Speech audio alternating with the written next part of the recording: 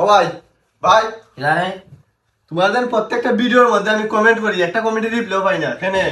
কেনে তুই জানোস না যে আমি ইংলিশ কমেন্টে রিপ্লাই দিতাম চিনি না? তুই শুরু থেকে দেখছত না শুনছত না মায়ের মুখ যে আমি 1 থেকে 5 পর্যন্ত 3 বছর হয়ে এক ক্লাসে রয়েছি। আমি কয় বছর রইলাম প্রাইমারি স্কুলে?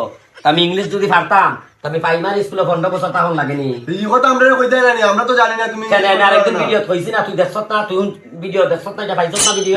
হাজার হাজার দিন ইংলিশ কমেন্ট আর তুমি দেখো নি। এই তুই না বুঝা আমারে ভুল বুঝছ লাগে। বাগনা বাগনা বন্ধুরা, তোমরার উদ্দেশ্য হই হে আইসা আমার কাছে কমেন্টে রিপ্লাই দেই না দেখা হে কষ্ট পাইয়া, বুঝছেন নি? আমি ইংলিশ বুঝি না। আমি প্রাইমারি স্কুলে রয়েছি প্রায় 15 বছর, শুধু খালি ইংলিশের লাগি, বুঝছেন?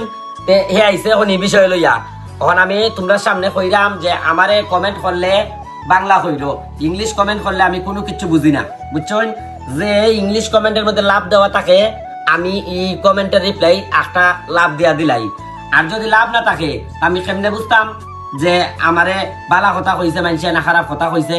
আমি এটা কোনটা বুঝা লাভ দিতাম? যদি তোমরা আমারে গালি দেও আর আমি এটার মধ্যে লাভ দিলাই, এটা মানুষে কিতাব কইব? এটা কোনোভাবে সম্ভব? তোমরা কাছে আমার একটাই অনুরোধ, তোমরা বাংলা কমেন্ট কইরো, ইংলিশ কমেন্ট কইরো না। ইংলিশ কমেন্ট করলে যদি আমার কাছ থেকে রিপ্লাই পাও না তেমন কষ্ট পাইবে না, কারণ ইংলিশ আমি বুঝি না। যে ব্যক্তি প্রাইমারি স্কুলে 15 বছর থাকে এই ব্যক্তি দিতে পারবো ইংলিশ কমেন্টের রিপ্লাই? এই তুই কোথায় পারবো? ভাই আমার ইংরেজি বুঝে না।